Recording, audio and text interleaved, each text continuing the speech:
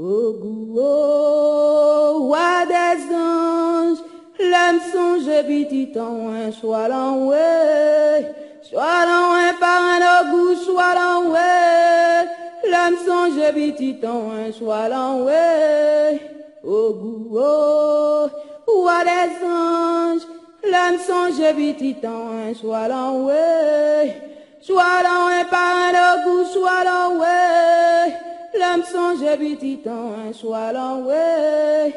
Oh, diable a dit la manger, ouais, si c'est vrai, pas tout vrai.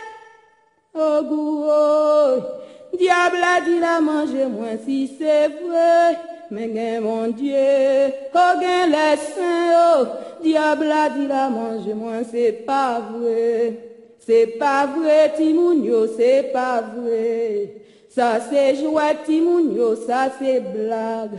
Mais gain bon Dieu, oh gain les saints, oh, diable a dit la manger, moi, c'est pas vrai.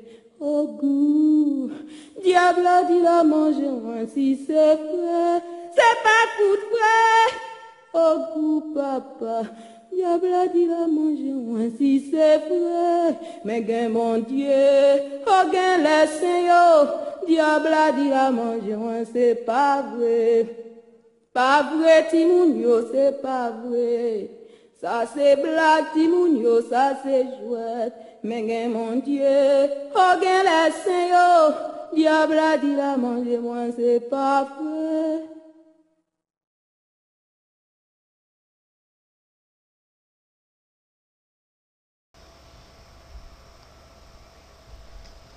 Otep, chers frères et sœurs, bienvenue à cette nouvelle communication.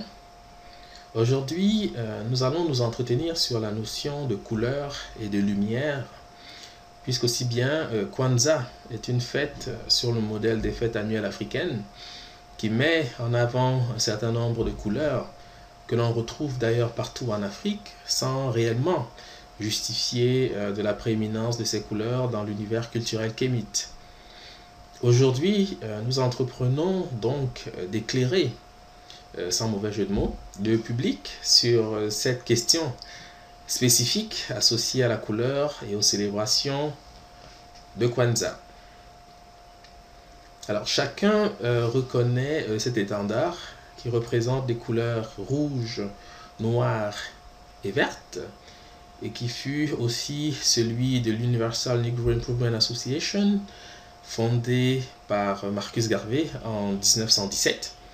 Ces couleurs sont aussi celles que l'on retrouve lors des célébrations Kwanzaa, illustrées dans les bougies qui sont au cœur de cette manifestation communautaire. Nous allons moins parler de Kwanzaa que des couleurs en elles-mêmes, car il est question pour nous aujourd'hui de cerner l'origine probable de ces couleurs célébrées partout en Afrique et dans les Caraïbes. Lorsqu'elles traitent des couleurs et de leur origine, la science aujourd'hui adopte deux positions qui sont aussi des positions contradictoires, mais cette contradiction n'est qu'apparente, comme nous allons le démontrer, et elle naît en réalité d'une relecture tardive des acquis en la matière. Donc depuis la haute antiquité, les couleurs auront fait l'objet d'études scientifiques et l'avis dominant en cette matière est résumé par Olympiodore, qui fut un alchimiste grec vivant à Alexandrie autour du IVe siècle de l'ère actuelle. La couleur noire concentre en soi toutes les couleurs, nous dit Olympiodore. En effet, il y a deux couleurs extrêmes, le blanc et le noir. Le blanc est séparatif, le noir est compréhensif. Les gens sans intelligence ne saisissent pas ce que c'est que le séparatif et le compréhensif. Ainsi, le blanc est séparatif car le blanc ne s'appelle pas, à proprement parler, une couleur. En effet, toute couleur comprend et distingue certaines variétés. Ainsi, le noir est une couleur véritable, puisqu'il y a plusieurs variétés de noir. lorsqu'il discourt sur les couleurs, l'esprit du non-initié tombe dans la confusion, mais nous ne nous écartons pas du bon sens. Car ils, c'est-à-dire les prophètes égyptiens, savent que ces choses existent dès le principe. C'est pour cela qu'il y a coloration en noir et dans le cours de l'opération décoloration, c'est-à-dire blanchiment. Car le mot blanchiment ne signifie pas autre chose que de décolorer par privation du noir. Vois l'exactitude de tout ceci, ô sage, car tu possèdes ici tout le fruit du labeur du captif. Tu possèdes ici ce que l'on cherche depuis des siècles. Je sais la persévérance de ta sagesse. Telle est la clé du discours et le résumé de l'art dans son ensemble. Ne passe légèrement à côté d'aucune de ces choses, car cette clé t'ouvrira les portes de la théorie et de la pratique. Donc voilà ce que dit Olympiodore dans son texte sur l'art sacré, donc paru autour du IVe siècle de l'ère actuelle. Alors 15 siècles après Olympiodore, voici ce que nous dit Carl Jung, médecin et psychiatre suisse, au sujet des couleurs. À la négrido, c'est-à-dire sous-entendu le noir, succède le lavage, ablutio, baptisma, qui conduit directement à l'albédo, passage au blanc, ou bien alors l'âme anima, libérée par la mort, est à nouveau unie au corps mort et détermine sa résurrection. Ou enfin l'ensemble des couleurs, omnes colores ou coda pavonis, la queue de Pan, conduit à une couleur unique, le blanc qui contient toutes les couleurs.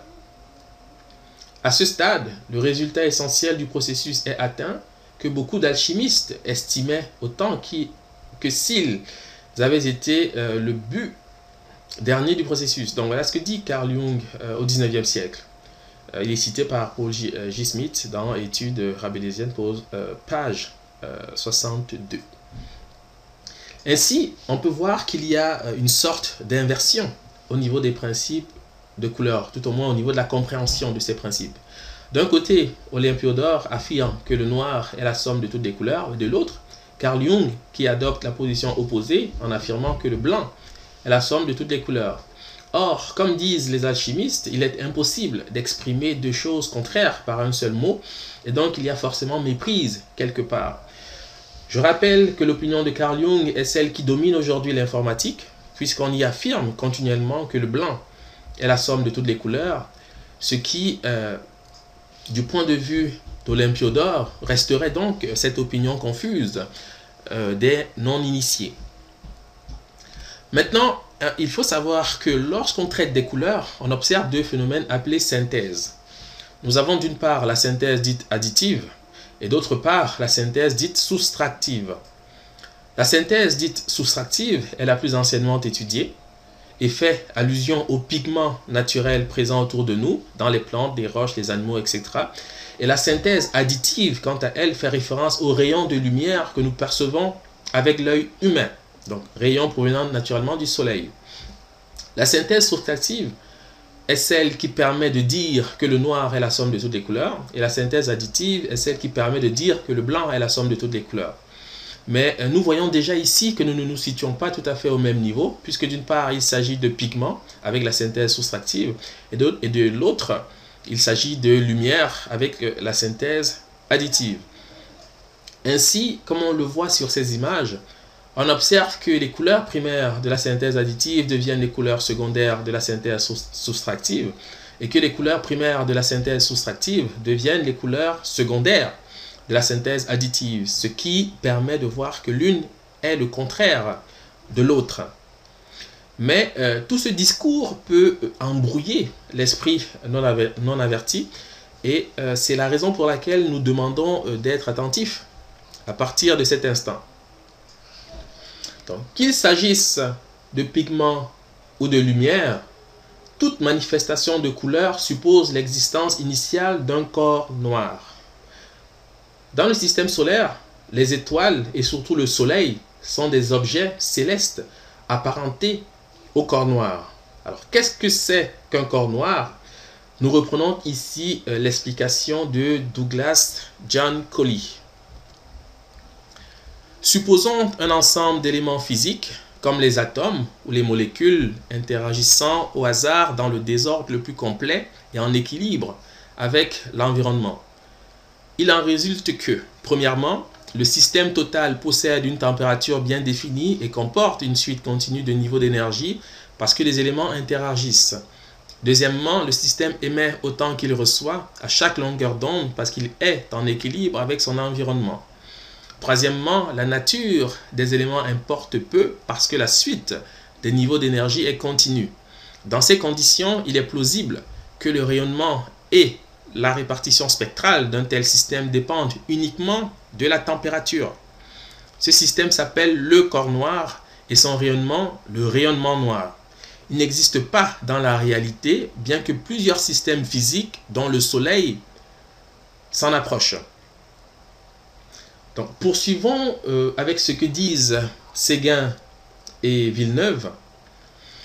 Un corps noir n'émet pas de la lumière seulement dans la longueur d'onde correspondant à son pic d'émissivité. Ainsi, notre Soleil émet surtout dans le vert, mais aussi à des longueurs d'onde plus courtes, bleues, et plus longues, rouges. C'est pourquoi il nous paraît blanc. Toutes les couleurs sont assez bien représentées pour que l'œil perçoive de la lumière blanche. Une étoile plus chaude que le Soleil aura son pic dans le bleu, c'est-à-dire qu'elle émettra surtout du bleu. Elle émettra aussi du vert, mais très peu de rouge proportionnellement, bien qu'elle émette plus de lumière que le Soleil, et cela sur toutes les longueurs d'onde. Et la résultante à l'œil sera bleuâtre. En revanche, une étoile plus froide que le Soleil aura son pic dans le rouge. Elle émettra aussi de l'orange, mais très peu de vert et de bleu. Il faut souligner que ces couleurs sont peu prononcées. À moins d'observer le ciel avec beaucoup d'attention, toutes les étoiles nous paraissent blanches. Ceci permet d'arriver à une première conclusion. Les couleurs que nous percevons n'ont d'autre justification que la longueur d'onde à laquelle nous parvient le rayonnement noir, c'est-à-dire le rayonnement du corps noir. Le Soleil, qui nous paraît blanc, ne l'est que par la superposition des rayons lumineux qui émanent de lui, donc lui-même étant toujours noir. Les lumières émises par le corps noir varient en fonction du niveau d'incandescence de ce dernier. Ainsi, le Soleil peut nous paraître rouge, jaune ou blanc, et ceci en fonction de son niveau d'incandescence, lui-même étant toujours noir. Donc il faut naturellement insister sur ce point. Donc le blanc n'est pas la somme des couleurs, mais une étape décrite par le spectre électromagnétique perçu par l'œil humain, c'est-à-dire en réalité la somme des couleurs émises par le spectre, par le Soleil, à travers le spectre électromagnétique, le Soleil qui lui-même est noir en soi. Car bien sûr, les oiseaux par exemple ont la capacité de percevoir l'ultraviolet et l'infrarouge que nous ne percevons qu'à l'aide du matériel sophistiqué. Donc le Soleil en lui-même est noir et c'est de lui qu'émanent toutes les couleurs observables dans la création. Voilà pourquoi il est juste de dire que le corps noir est la somme de toutes les couleurs. Donc j'espère que ce point peut-être un peu complexe est parfaitement compris. Donc nous reproduisons ici ces images pour bien illustrer ce à quoi nous faisons allusion. La figure 1.12 compare le spectre lumineux du corps noir en bleu avec le spectre solaire en rouge. On voit clairement la similitude des courbes décrites. La figure 1.13 montre le spectre solaire, c'est-à-dire des couleurs contenues dans un rayon solaire. On reconnaît bien aisément ici les couleurs mêmes de l'arc-en-ciel et l'on voit la non-existence du blanc dans ce spectre, le blanc résultant de l'impression que donne le rayon solaire lorsqu'il est perçu par l'œil humain.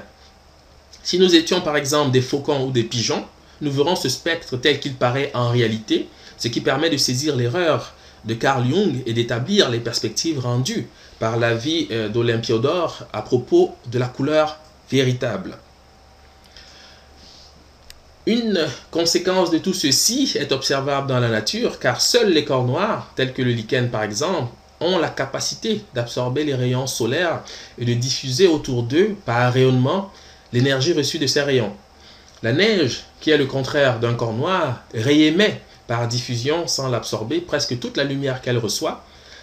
Tant que l'air est frais, la neige a donc beaucoup de peine à fondre au soleil, mais que l'on pose sur sa surface immaculée un débris de bois noir, et l'on verra tout autour de ce débris la neige fondre parce que le morceau de bois absorbe beaucoup plus de lumière solaire et qu'il transmet en fait cette énergie à la neige directement sous forme de chaleur induite.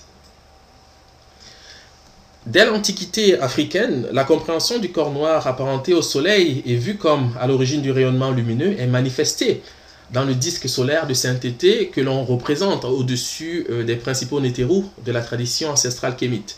C'est ce disque de sainteté, perçu comme un rayonnement lumineux, qui deviendra le halo ou auréole de sainteté que l'on montre aujourd'hui sur les saints et les prophètes du judaïsme, du christianisme, de l'islam ou de l'hindouisme. Le fait que ces saints et prophètes montrent habituellement un phénotype indo-européen, c'est-à-dire une peau dite blanche, relève d'un non-sens artistique, car au regard de ce que nous venons d'exposer, le blanc ne peut pas être source de lumière.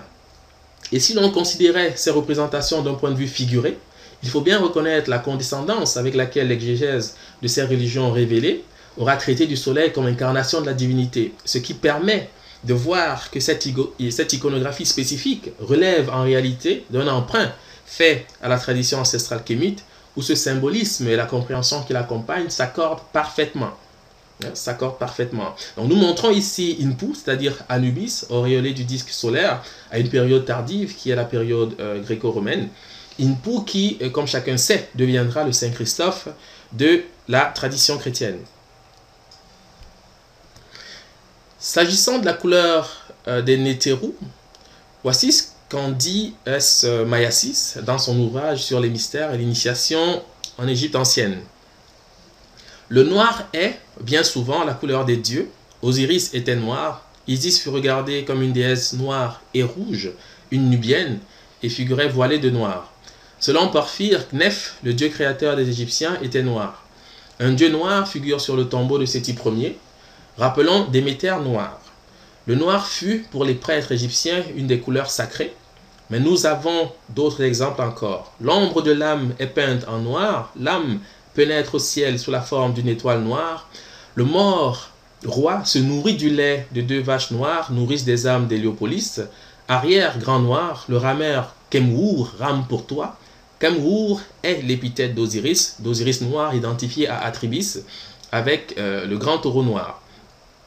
Dans le papyrus funéraire de Hérouben, Osiris, aux chairs noires et en état ityphalique, est identifié au soleil.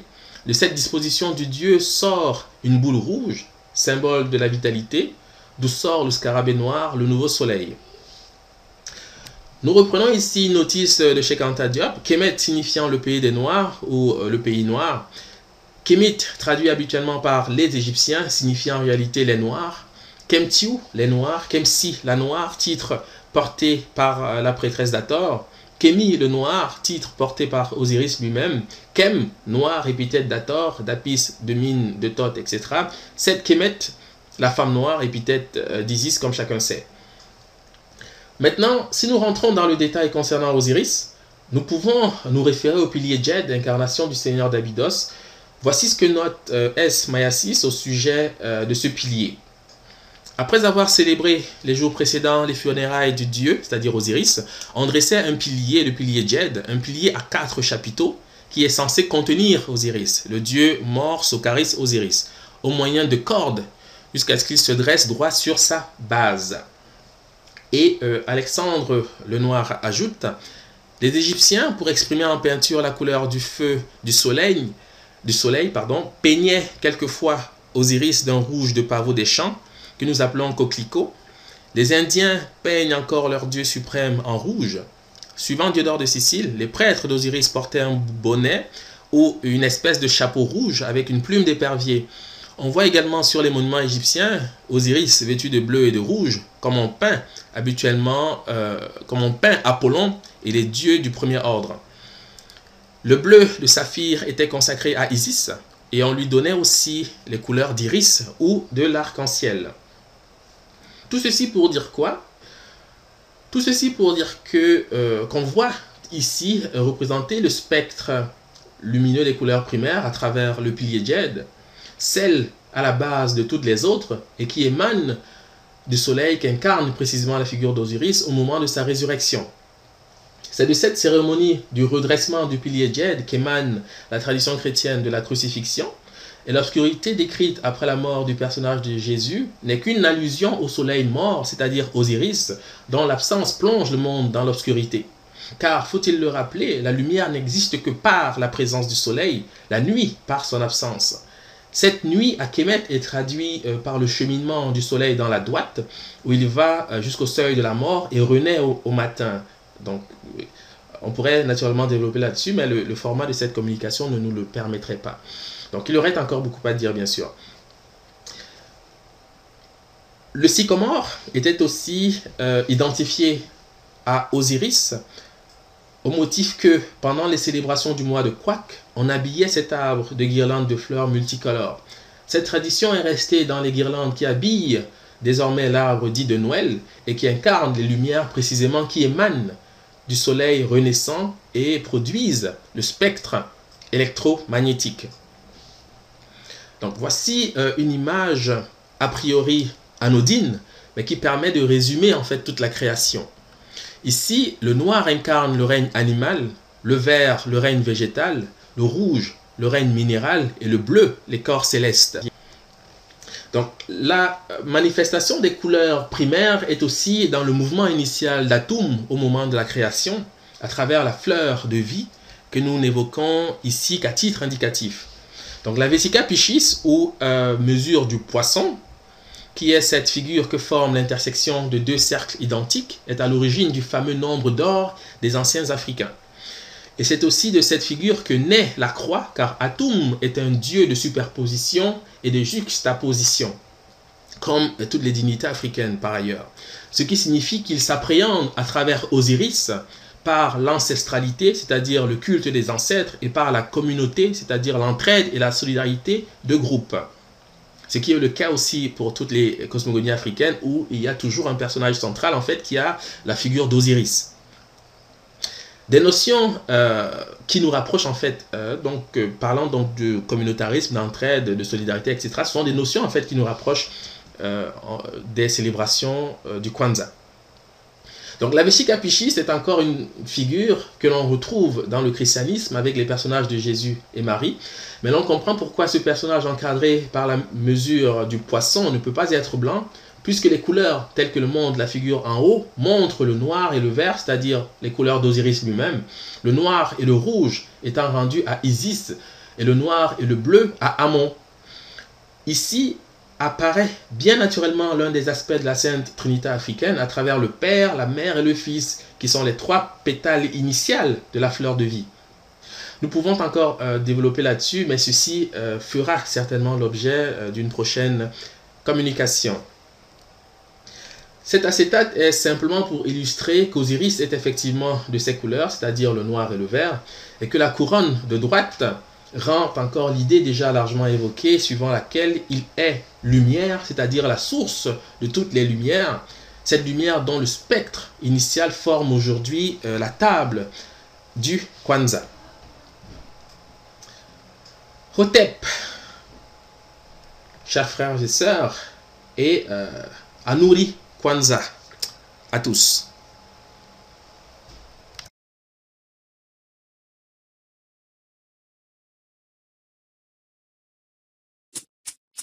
Sorti loin,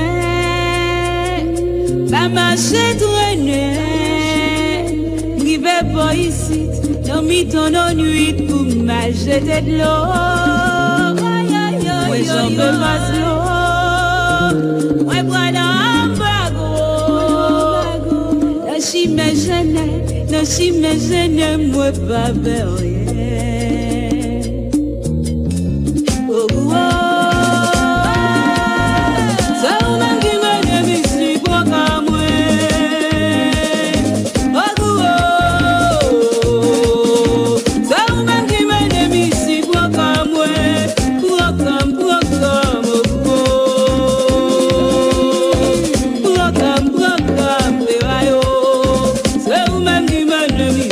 Come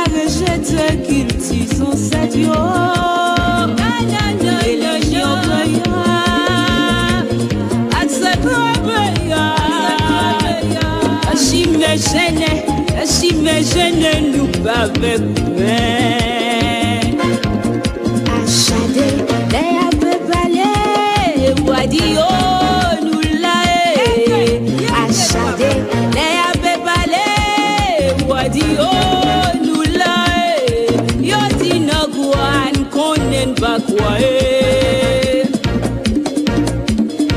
Yo ti no quoi, konnen pas quoi. Mais avait pas les achats de ballon mais non. Bébé Fao, bébé Fao, tout aussi ça qui fait nous bien, bah yo la vie pour nous, ça qui fait nous mal, va donner au souffle, oh bébé Fao.